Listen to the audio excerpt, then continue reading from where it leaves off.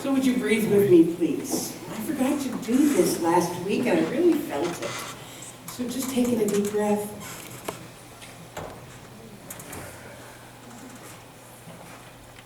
And again.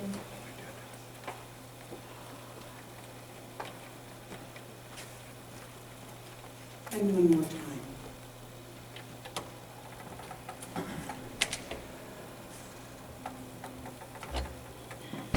That's more like it. Thank you, as always, for indulging me in that little practice. It calms me down.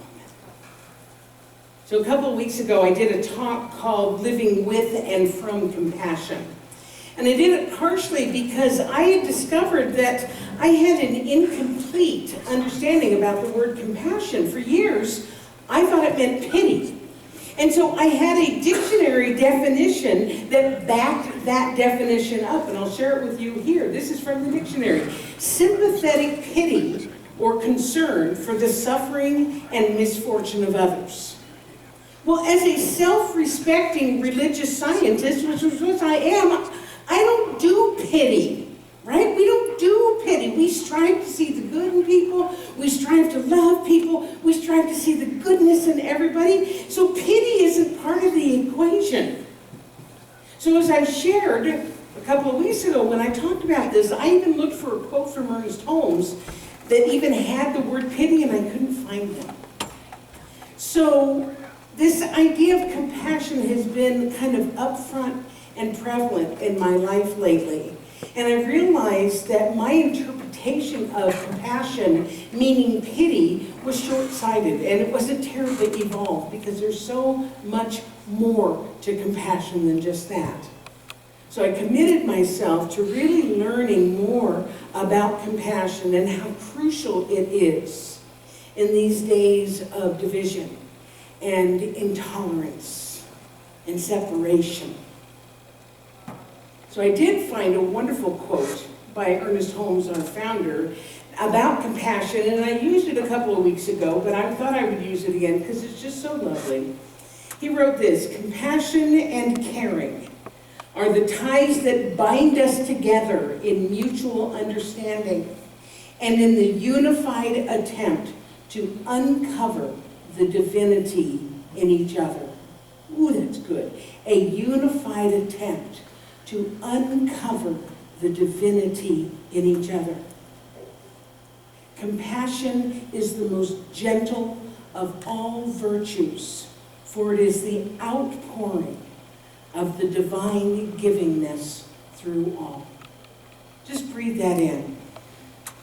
The outpouring of the divine givingness. What that means is when we feel and when we show compassion, we are being the emissaries. We are being the representatives. We are being the living hands, feet, and heart of God.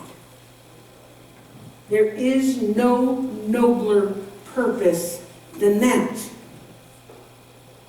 And most people will tell you that being kind and being helpful and having concern for other people is absolutely the way that they live their lives. Can I get an amen to that? Do you believe in being kind?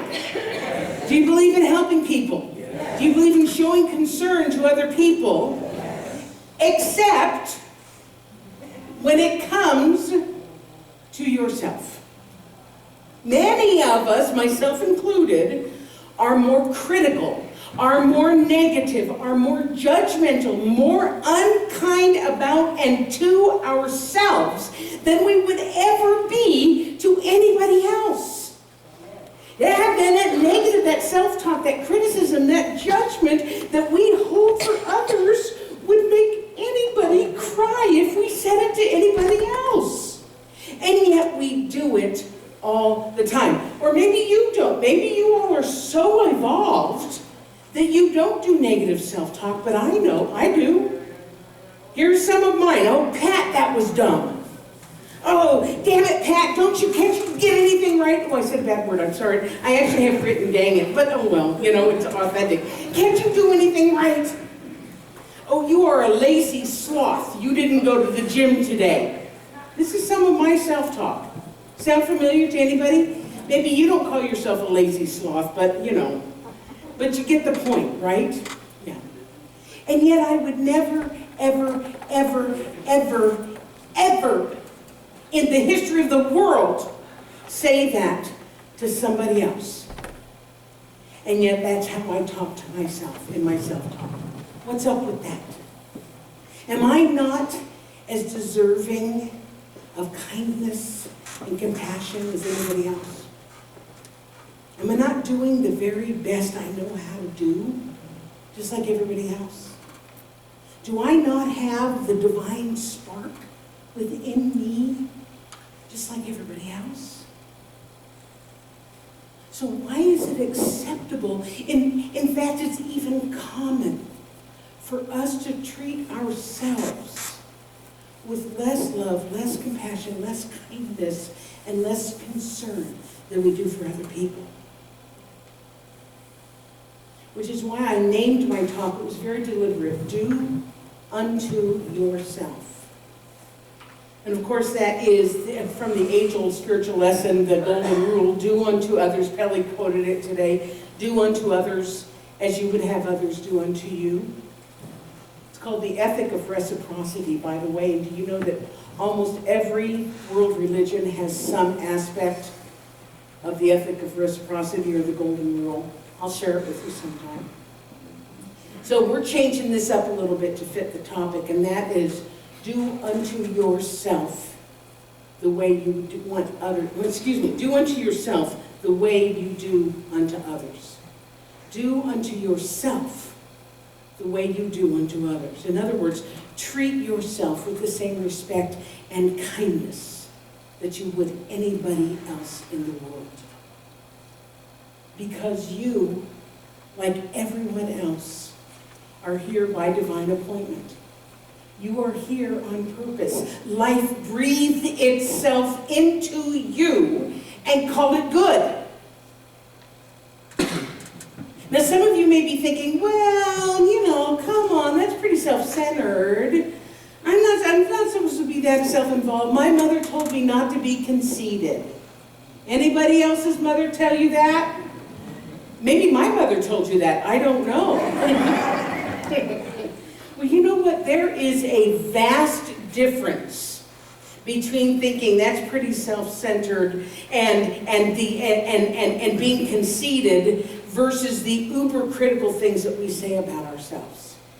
Because if it is true that everything comes from the one life, which is what it is that we believe, then that means us too. That means that we are deserving of this, even with all of our warts and our rolls and our goofiness and our beauty and our creativity and our intelligence and everything. We are all of us made from the same substance, from the same source, and we are all of us deserving of love for ourselves. Yes? Yes. So this is what Ernest Holmes had to say about it. He said, if life made you out of itself, which it most certainly did, and you are an individual just a little different from all other individuals who ever lived, then life not only created you as an independent being, it also implanted a unique something within you. It will never be duplicated. The spirit that accompanies you through your life is just a little different than the spirit of any other person. Not different in that it is isolated, because all are rooted in the one being, but different in that it is individual. Wow! I'm hearing wows over here. You betcha. So this is what I want you to think about right now. If it is true that each of us is an individualized expression of spirit, and if it is true that we are kind and compassionate to all of the other individualized expressions of spirit, then doesn't it stand to reason that we would also be kind and compassionate to ourselves as individual expressions of spirit? So there's a lot of material about this, if you look online, It's kind of an in thing right now, this idea of self-compassion. And what research is telling us right now, that self-compassionate individuals experience a greater psychological health than those who lack self-compassion. Listen to some of the benefits. Self-compassion is associated with life satisfaction, wisdom, happiness, optimism, curiosity, learning goals, social connectedness, personal responsibility, and emotional resilience. I gotta tell you about emotional resilience. Excuse me, I just have to share a story that just happened this morning. So, you know, I take a great deal of care getting ready for Sunday mornings. And I print my talk off, and I print the PowerPoint off, and I put it in my purse, and blah, blah, blah. I gotta take the dog out for a walk now, and all this other stuff. And usually, not always, I'm pretty good about it. But this morning, I got here on time, and I had forgotten my stick that had the PowerPoint on it. That means every song lyric, that means every announcement, it means everything that's accompanying my talk, everything. So I say to Dwayne, it was about 9:45, I said, about 9:30, and I said, I need to go and get my stick. Have you driven along 14th Avenue or 14th Street today? It's horrible. It's horrible. They're doing road construction, everything's narrowed down, and I hit every red light there was. Now, before self-compassion, I would have been freaking out. With self-compassion, instead of saying, oh man, I can't believe you did that, you left that stick at home, and it's hot. You know how that goes, right? I just put on soft music, and I just cruise, thinking, they can't have church without me.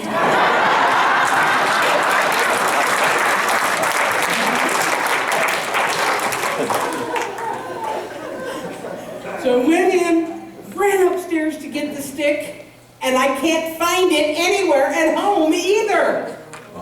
So, okay, this goes, okay. I gotta have another one here somewhere, right? You know what I mean by stick, memory stick, right? So I start tearing stuff up calmly, tearing stuff apart.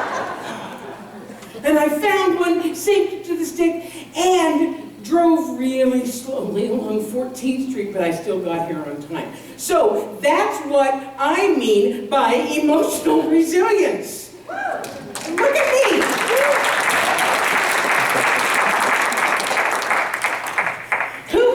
Be like this. So there, because I'm actually putting this into practice, and this is like one of my spiritual practices right now. So there are 3 components that of self-compassion, according to Kristen Neff, who literally wrote the book called Self-Compassion. So here's the 3 components. And the first one is self-kindness. Take a breath. Self-kindness, self-compassion means having warm thoughts and warm feelings to yourself when you're encountering painful or personal shortcomings, rather than just ignoring them or self-criticizing. In other words, instead of that raging self-criticism that happens when we find a fault in ourselves, like leaving the stick at home, we just accept, you know what? I have faults. And being gentle. And being kind with ourselves when they show up. So let me give you an example. I already gave you another example, and I'll give you this one too. This is my 5th stampede since moving to Calgary. Yeah. Which means it's my 5th Stampede Sunday. Now my first Stampede, if you were here, you know I went shopping the day before Stampede to find myself a Western outfit. And part of that purchase included, I brought these. Watch the stick be in here. That would be funny. Sort of. So these, which are the world's cutest and the world's most uncomfortable boots in the history of the world. But I tell you that every stampede leading up to this, I was too excited the first time to realize how bad they were, right? But every year after that, I crammed myself into those boots, and I wore them on Stampede Sunday. After all, it was expected of me, right? And if I did, then I wasn't playing by the Calgary rules. And what would people think if I didn't? And what's wrong with me that I can't endure a little bit of pain in order to make a statement? And if I wasn't so chubby, maybe I would fit right in those boots.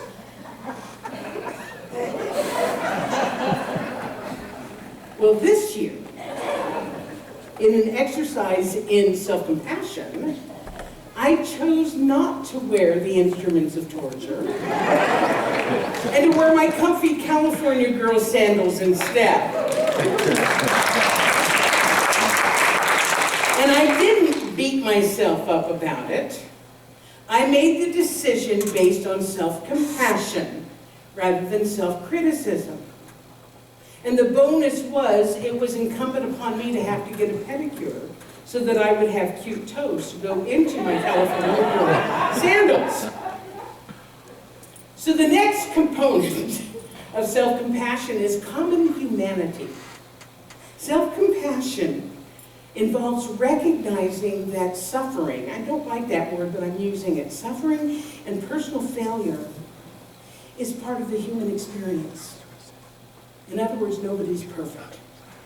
Everyone who is here on this earth having this human experience is dealing with some sort of challenge. It's part of our life curriculum. It's part of how we grow and how we evolve.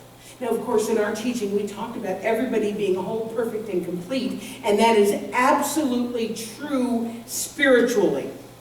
Spiritually, each one of us is made of the whole, perfect, and complete substance, energy, and life of God. Absolutely. And part of our evolution as spiritual beings having a human experience is the human experience. Is this making sense? And the human experience involves challenges, which sometimes feel like illness or failure or lack or sadness. So part of our work is recognizing that our challenges are no different than anybody else's, and that we deserve the same compassion that we exhibit to others, because we are all in this thing called life together. Look around the room right now and really get that common humanity. Because you know that person that you think has it all going on? The person has stuff going on too. That blew my mind the first time I knew that. Every tall, skinny blonde I know.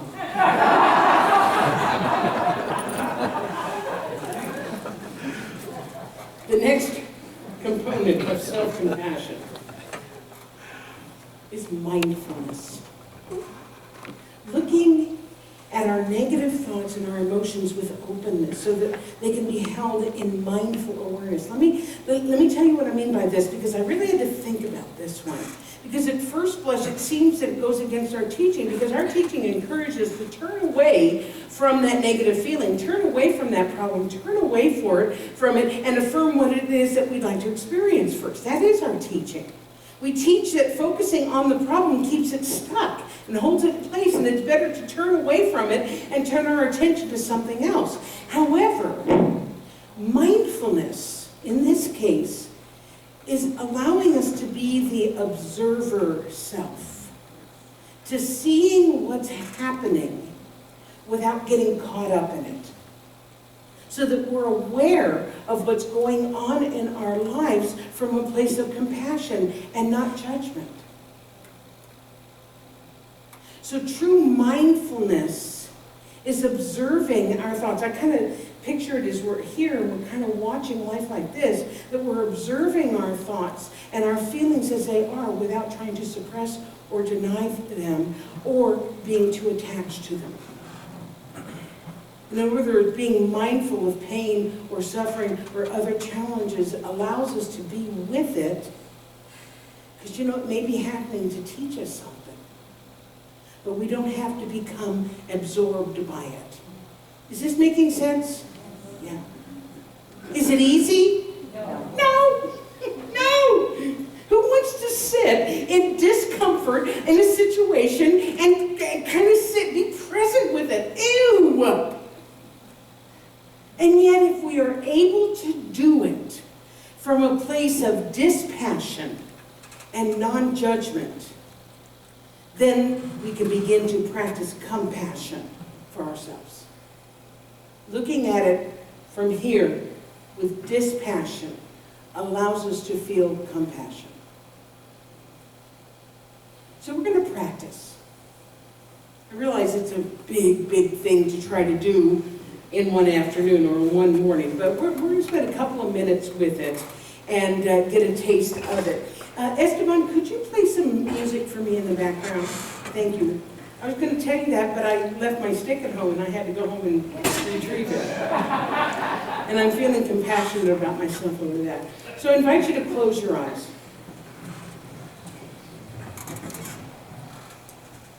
Just for the next few moments, there's nothing else you need to be doing. No place you need to go. Just allow yourself to relax into your chair. Take a deep breath. And as you let it out, just allow yourself to relax even more.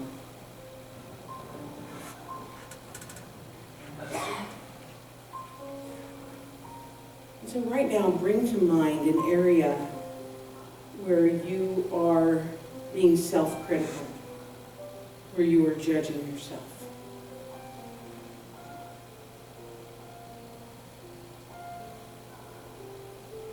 And as you are observing that, whatever that is, allow a warm sense of compassion to become welling up. And if you can't find that compassion for yourself, feel compassion for a loved one, and then just apply it to yourself, just in your mind's eye. Move that warm feeling of compassion to yourself.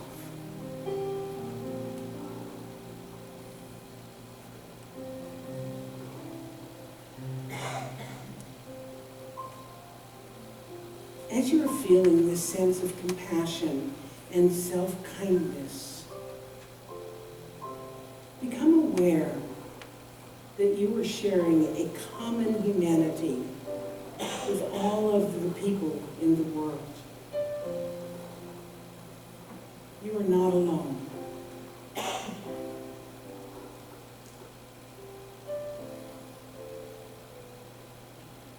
Allow this feeling of connection and openness to others to deepen that feeling of compassion for yourself.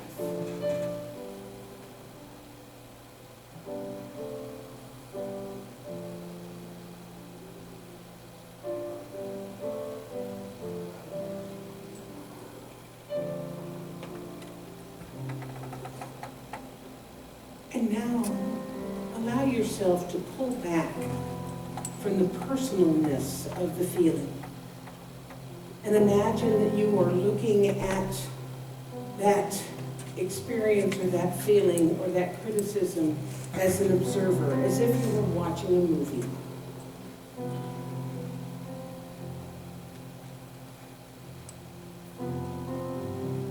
And from this place of an eternal observer,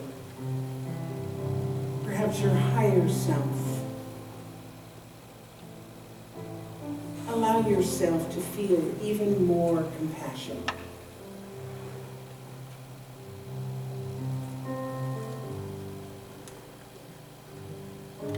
Your higher self is not judging. It is not critical. It is loving. And it sees you. It sees you.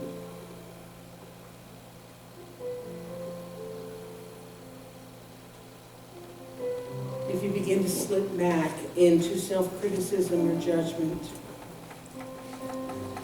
gently bring yourself back to a place of awareness and remind yourself, I am a divine expression of the divine. I am deserving of love, kindness, and compassion.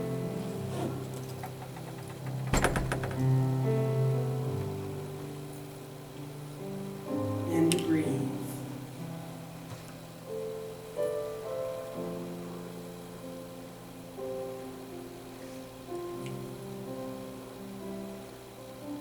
Be kind.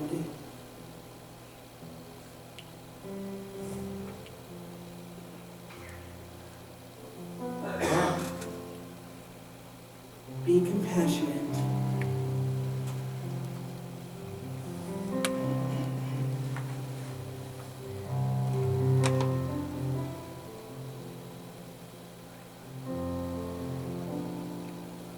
And when you're ready, begin to return to the room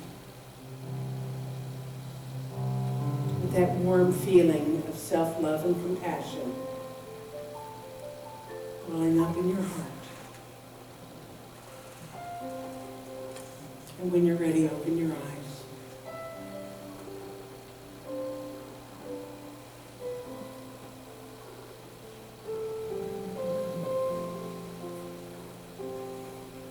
I'd like to close with a quote that is attributed to the Buddha. If you are still in your meditation, that's fine. Otherwise, you can see it on the screen here with me. You can search throughout the entire universe for someone who is more deserving of your love and affection than you are yourself. And that person is not to be found anywhere. You yourself, as much as anybody in the entire universe, deserves your love and affection.